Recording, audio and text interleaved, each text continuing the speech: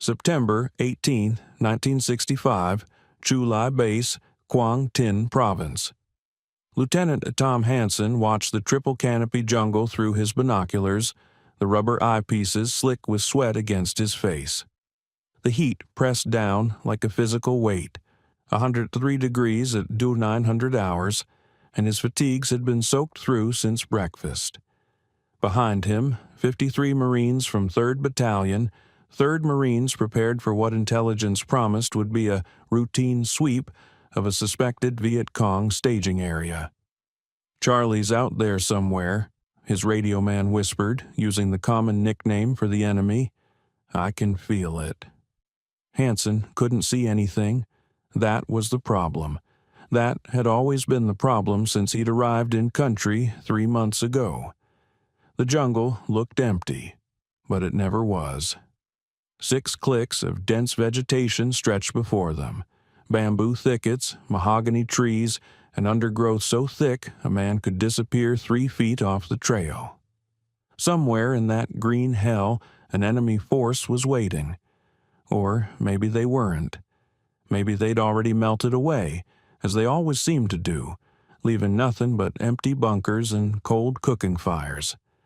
Intelligence reported a reinforced company, maybe 150 Viet Cong, operating in the area. But American intelligence had been wrong before. Often, the Marines had superior firepower, air support, artillery on call, and the latest equipment. What they didn't have was an enemy who would stand and fight according to the rules Hansen had learned at Quantico. He didn't know it yet, but he was thinking about the war all wrong. They all were.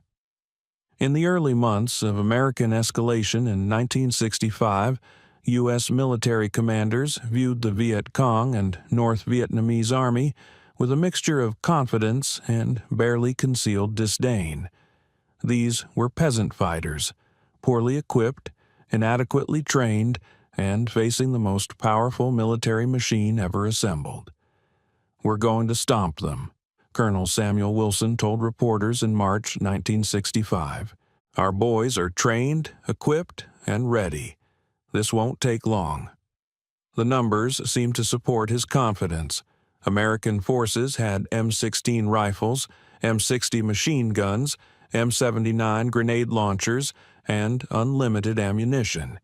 They had helicopters that could insert troops anywhere. They had jets that could level grid squares. They had artillery that could fire for days without pause. The Viet Cong had AK-47s, when they were lucky, and often fought with weapons captured from the French, or even homemade rifles. They had no Air Force, no Navy, and precious little armor. On paper, it wasn't even a contest. Early encounters reinforced American assumptions. In August 1965, Operation Starlight near Chu Lai resulted in 614 confirmed Viet Cong, dead against 45 American casualties. General William Westmoreland called it a significant victory, and proof that when U.S. forces could bring the enemy to battle, the outcome was never in doubt. But other statistics told a different story.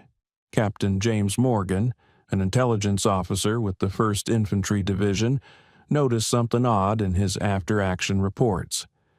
"We keep winning battles," he wrote in a letter home in October 1965, "but the enemy keeps getting stronger. We kill them in droves, but 2 weeks later there are twice as many. Where are they coming from?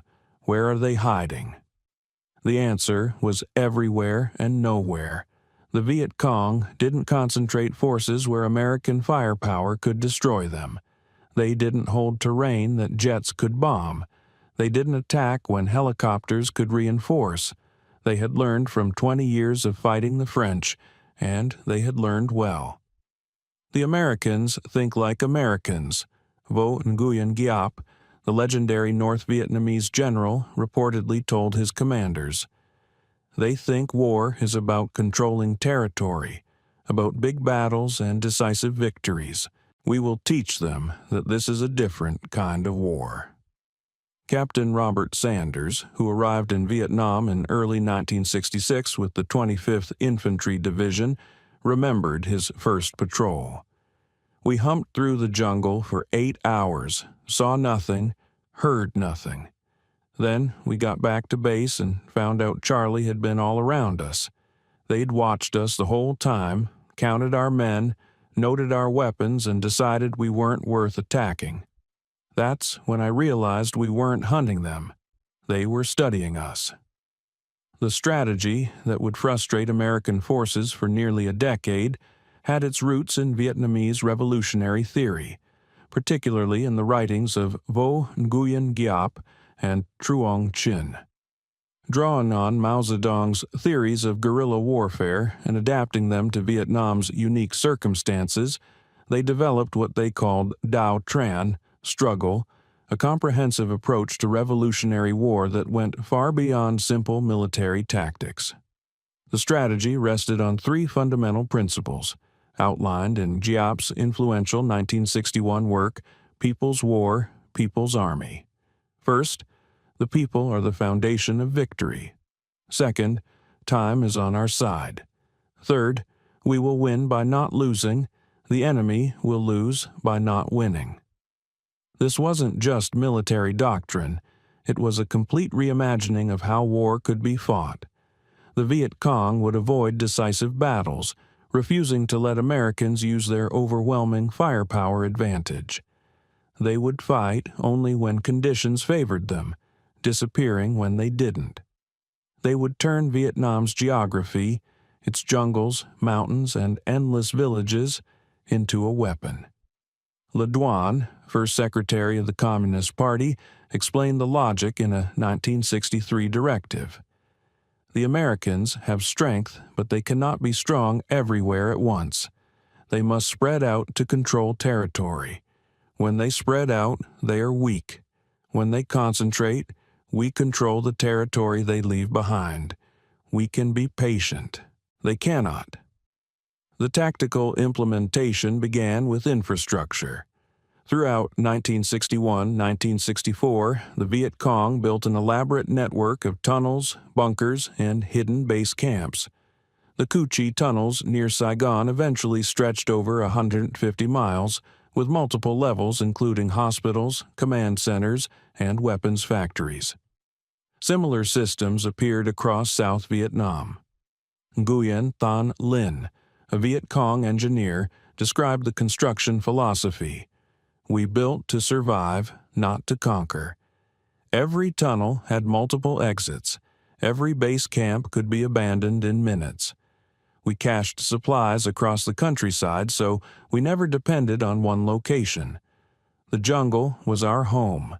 We learned to live in it better than any soldier from New York or Texas ever could. Training emphasized mobility, stealth, and discipline. Viet Cong units practiced breaking contact, infiltrating American perimeters, and setting up ambushes. They studied American tactics obsessively, noting patrol patterns, response times, and communication procedures. Captured documents revealed meticulous intelligence gathering. Viet Cong operatives knew the names of American unit commanders, the typical number of troops on patrol, even what time helicopters usually conducted resupply runs. Initially, there were failures. In 1963-64, several Viet Cong units attempted to hold defensive positions against Army of the Republic of Vietnam, ARVN, forces supported by American advisors. They were devastated. After the Battle of Ap Bac in January 1963, where Viet Cong forces did stand and fight, and actually won, Northern commanders debated the lesson. Some saw it as proof that determined defense could work. Giap disagreed, reportedly saying, "We won one battle and lost 200 men. If we fight that way, we will win battles and lose the war." November 14-16, 1965, Drang Valley, Central Highlands. The battle that changed everything began with what looked like an American victory. Lieutenant Colonel Harold Moore's 1st Battalion, 7th Cavalry, 450 men, air assaulted into Landing Zone X-ray in the Drang Valley, immediately encountering elements of the 33rd and 66th North Vietnamese Army regiments. For 3 days, American forces fought off repeated NVA assaults, calling in massive airstrikes and artillery that killed an estimated 1,200–1,800 North Vietnamese soldiers.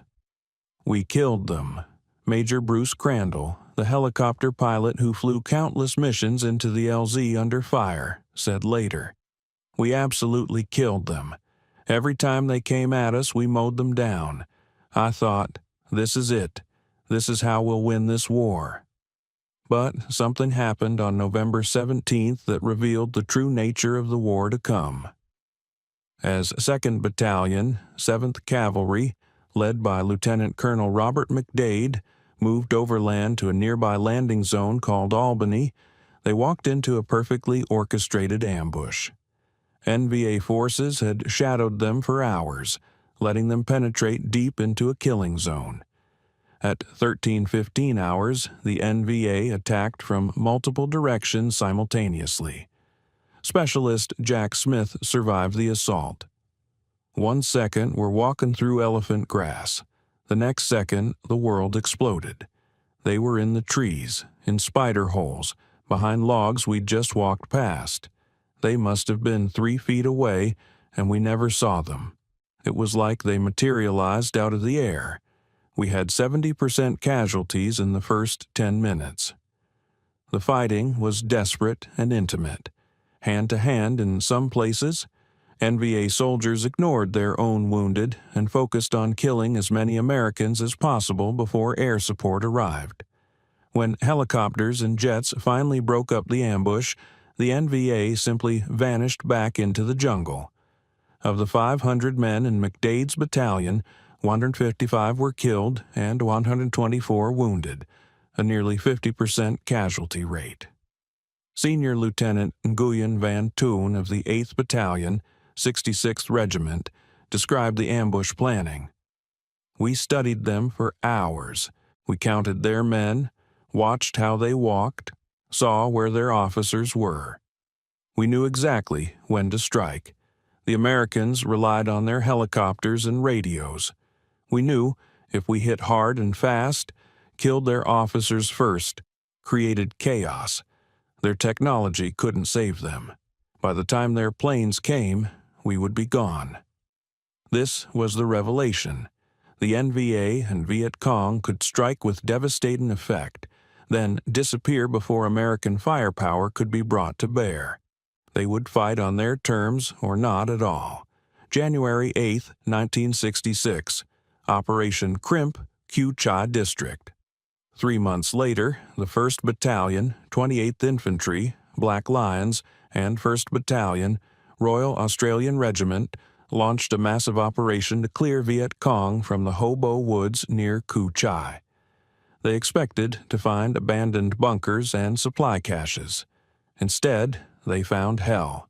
As American and Australian troops swept through the area, soldiers literally fell through the ground into tunnel complexes. Viet Cong fighters would fire from concealed positions, then vanish through trapdoors before grenades could be thrown. Bunkers proved interconnected through underground passages. Units thought they'd cleared an area, only to receive fire from bunkers they'd passed 20 minutes earlier. The Viet Cong had returned through tunnels. Private Peter Rowe of the Australian Regiment recalled, "We'd toss grenades into a bunker, blow it to pieces, and move on. An hour later, that same bunker would be firing at us again. Different enemy soldiers, same position. It was like fighting ghosts. How do you kill something you can't see? How do you hold ground that has an entire underground city beneath it?" Captain Herbert Thornton, a company commander with the Black Lions, radioed his battalion commander. "We're fighting the ground itself. We can't flush them out. We can't pin them down. They're everywhere and nowhere. We need a new plan, because what we're doing isn't working." Engineers eventually mapped over 200 kilometers of tunnels in the Cu Chi area alone. The complex included hospitals, kitchens, sleeping chambers, weapons factories, and command centers. some sections 3 stories deep. Entire Viet Cong battalions could hide underground while American forces swept overhead. The tunnels are not just defensive, a captured Viet Cong document explained. They allow us to appear where the enemy doesn't expect us, to attack and vanish, to survive bombardment, to live among them while remaining invisible. The Americans can bomb the jungle to dust, but they cannot bomb what they cannot see. The psychological impact was profound. Staff Sergeant James Lindsay wrote in his diary, "You can't fight an enemy who won't fight fair. They hit us and disappear. They're behind us, beside us, underneath us. Every step might collapse into a tunnel. Every bush might hide a soldier. Every villager might be VC. How do you win a war when you can't find the enemy?" By mid-1966, American commanders recognized they faced a fundamentally different kind of war. General Westmoreland's response was to escalate. More troops, more firepower, more aggressive search-and-destroy operations. The assumption was that with enough pressure, the enemy would eventually be forced to either stand and fight, where they'd be destroyed, or quit. The Viet Cong and NVA adapted faster than American forces could adjust. They refined their tactics into what became known as grab them by the belt strategy, fighting at such close quarters that American artillery and air support couldn't be used without risking friendly casualties. Get close to the Americans, a 1966 training manual instructed. Closer than 50 meters whenever possible. Their jets cannot bomb us, their artillery cannot shell us. At close range, their advantages disappear. One brave fighter can kill many enemies before dying. First Lieutenant David Hackworth, who served multiple tours and became one of the most decorated officers in the war, observed, "Charlie learned to read us like a book. They knew when we'd patrol, what routes we'd take, how we'd react to contact. They'd set up ambushes on our predictable routes, hit us hard for 60 seconds, then vanish before we could organize. By the time we called in gunships, they were 2 clicks away drinking tea." The Viet Cong perfected the art of the ambush, developing sophisticated techniques. The L-shaped ambush, one element along the enemy's line of march, another perpendicular at the front or rear. When sprung, it created devastating crossfire that disoriented American forces and made reinforcement difficult. The anti-helicopter ambush, VC units would deliberately expose themselves to draw helicopters, then open fire with massed automatic weapons from concealed positions. Between 1965 and 1968, the U.S. lost over 2,000 helicopters to enemy action, many to this tactic. The withdrawal ambush. After springing an initial ambush, VC forces would retreat along predetermined routes lined with additional positions. Pursuing Americans would hit a second, third, sometimes fourth ambush before breaking contact. Senior Captain Hoang Puong, a company commander with the NLF forces, explained, "We studied American aggressiveness. They always pursued. They always tried to finish the fight. So we used their courage against them. We would spring an ambush, fight for a few minutes, then retreat. They would follow, angry, wanting revenge. We would lead them into more ambushes, over booby traps, into killing zones. Their bravery became their weakness." American forces adapted with new technologies and tactics. The M16 rifle gradually replaced the M14, offering lighter weight and higher rate of fire. Helicopter gunships like the AH-1 Cobra provided rapid fire support. Night vision equipment began appearing in 1967. Tunnel rats, soldiers who volunteered to explore Viet Cong tunnel systems, developed specialized techniques and equipment. But for every American adaptation, there was a Vietnamese counter-adaptation. When Americans began using starlight scopes for night operations, the Viet Cong shifted more activity to dusk and dawn when the devices were less effective. When helicopter tactics changed, anti-aircraft techniques evolved. When tunnel clearing procedures improved, tunnels became more elaborate with false rooms, booby traps, and flooding chambers. It was like chess, recalled Major Robert Schweitzer, an intelligence officer. We'd make a move, they'd counter, they'd make a move, we'd counter. But they had one advantage we didn't. They could afford to lose pieces indefinitely. We couldn't. Every American casualty mattered back home. They could trade 10 of theirs for one of ours and consider it a victory. The strategy extended beyond the battlefield. Viet Cong political cadres worked to win popular support, or at least compliance, through a combination of persuasion, coercion, and demonstrating government weakness. Nguyen Giap, a senior Viet Cong commander, wrote, "Military victories mean nothing if the people do not support us. We fight not just with guns but with ideas, with promises of land reform and independence, with demonstrations that the government cannot protect those who cooperate with it." This created an impossible situation for American forces.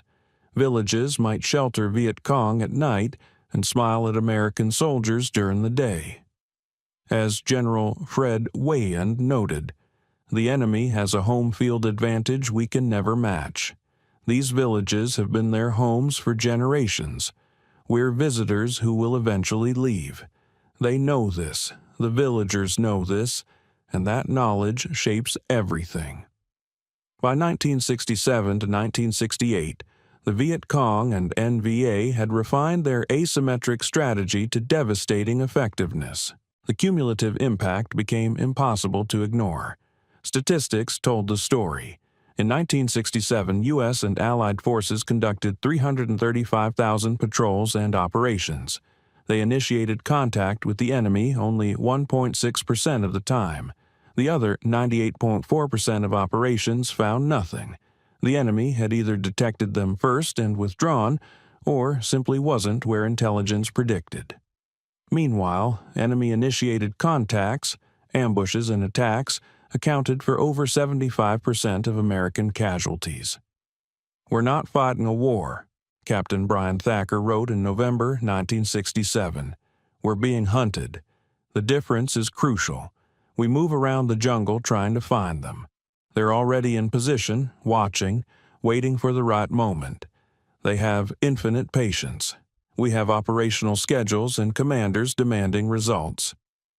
The Tet Offensive in January-February 1968 represented the strategy's apex and its limits. Viet Cong and NVA forces simultaneously attacked over 100 cities and towns across South Vietnam. In purely military terms, it was a disaster for the Communists. They suffered catastrophic casualties. Estimates range from 45,000 to 58,000 killed, and failed to spark the popular uprising they'd anticipated. But, in strategic terms, Tet vindicated everything Giap and Le Duan had predicted. The attacks stunned America, shattering official claims that the war was being won. Walter Cronkite, America's most trusted newsman, declared, "It seems now more certain than ever that the bloody experience of Vietnam is to end in a stalemate." Sergeant Michael Rodriguez, who fought in Hue City during Tet, understood both sides of the equation. "We won every firefight. We retook every position. But somehow they'd gotten into every city in South Vietnam simultaneously. We'd been told they were beaten on the ropes. Instead, they launched the biggest offensive of the war. If they were losing, how did they do that? What did winning even mean anymore?" The months after Tet saw the strategy return to its purest form. Small unit actions, ambushes, attacks on vulnerable targets, then withdrawal before American forces could respond decisively. From March through December 1968, enemy-initiated attacks averaged 3,000 per month.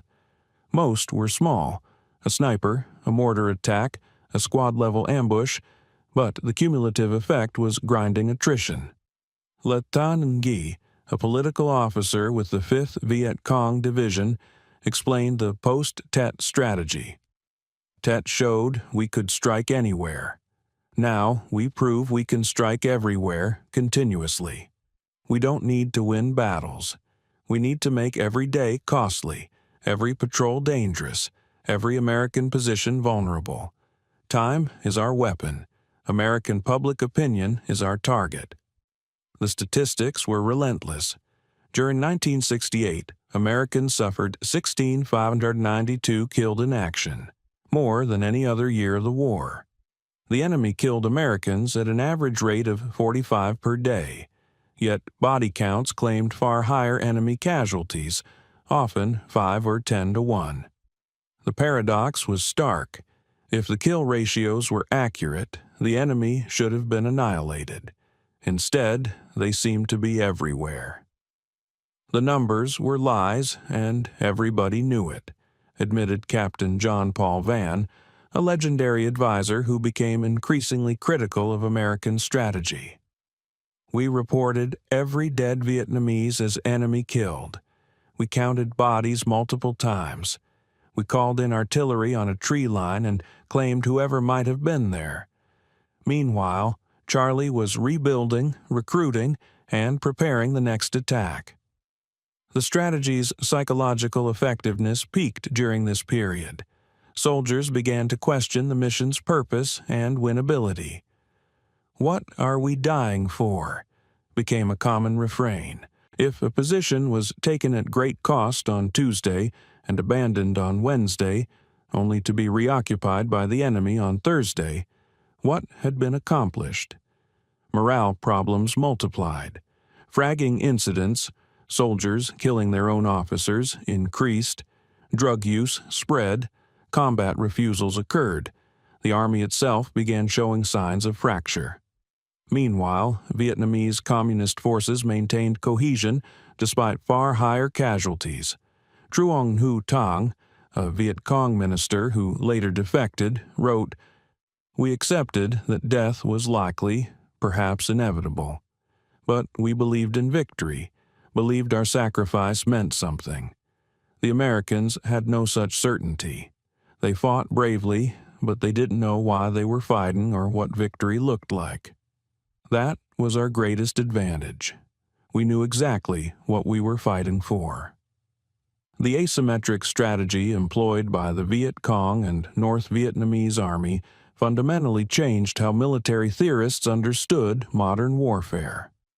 By refusing to fight on American terms, by turning political will and time into weapons as important as rifles and rockets, they demonstrated that technological superiority and tactical victories don't guarantee strategic success.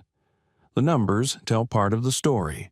American forces won virtually every major engagement. Kill ratios favored the U.S. by wide margins. Yet by 1975, South Vietnam had fallen and America had withdrawn in what could only be called defeat. "They beat us by not letting us beat them," General Bruce Palmer Jr. wrote in his post-war analysis. "We designed a military to fight World War II or World War III, massive firepower, decisive battles, clear objectives. They fought a political war where military action was just one tool among many. We never adapted fast enough." Vietnamese perspectives offer equally valuable insights. Bui Tin, a NVA colonel who received Saigon's surrender in 1975, later reflected, "We had no intention of matching you soldier for soldier, gun for gun. We simply persisted. You were organized for efficiency, we for endurance. You had everything except time and will. We had nothing except time and will. In the end, that made all the difference." The lessons influenced subsequent conflicts profoundly.